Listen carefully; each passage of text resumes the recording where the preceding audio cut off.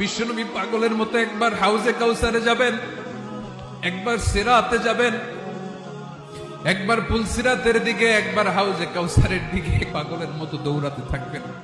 তার কোন গুনাহগার উম্মত যাতে জাহান্নামে ঢুকে না যায়, সেদিন কেউ সুপারিশ করতে পারবে না বিশ্বনবী ছাড়া। এজন্য 5 নম্বর আল্লাহ বললেন, মান যাল্লাযী ইয়াশফাউ ইনদাহু ইল্লা বিইযনিহি। কার সাহস আছে, কার এত বড় বুকের পাটা কিয়ামতের কঠিন দিন আল্লাহর সামনে দাঁড়িয়ে সুপারিশ করবে? কারো ক্ষমতা, কারো ক্ষমতা নাই। বিশ্বনবী সেদিন সিজদায় পড়ে উম্মতের জন্য কাঁদবেন, সবাই কাঁদবে, নফসি নফসি, আল্লাহ আমারে বাঁচাও, আল্লাহ আমারে বাঁচাও। বিশ্বনবী বলবেন, উম্মতি উম্মতি।